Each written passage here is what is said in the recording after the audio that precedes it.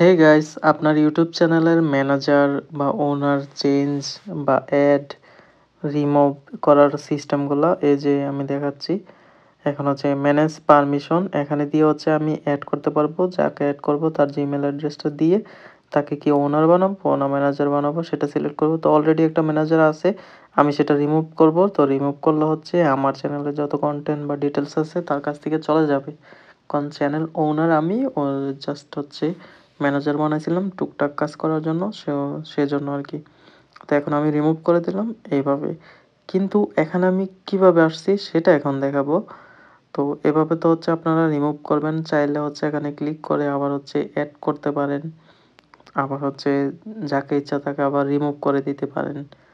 তো আমি প্রথম থেকে দেখাবো হচ্ছে কিভাবে এই জায়গায় আসতে হয়। তার জন্য হচ্ছে আমি বারবার ব্যাক দিতেছি। ব্যাক দিয়ে ইউটিউব হোমে চলে যাব। দেন হচ্ছে আপনাদেরকে দেখাবো। এই যে আমি হোমে চলে আসলাম। দেন চ্যানেল আইকনে ক্লিক করব ডেস্কটপ মোডে। দেন নিচের সেটিংয়ে ক্লিক করব। ক্লিক করার পর এখানে দেখেন এই যে একবারে নিচের অপশনটা অ্যাড অর রিমুভ ম্যানেজার, এইটাতে ক্লিক করব। এটাতে ক্লিক করলে এই অপশনটা চলে যাবে ম্যানেজ পারমিশন। এটা দিয়ে আপনারা হচ্ছে অ্যাড অর রিমুভ করতে পারবেন, সেটা ম্যানেজার হোক ওনার হোক, যেটা ইচ্ছা সেটা আপনারা বানাতে পারেন এখানে। ধন্যবাদ সবাইকে। আর কোনো ইনফরমেশন লাগলে সেটা কমেন্টস করে জানান।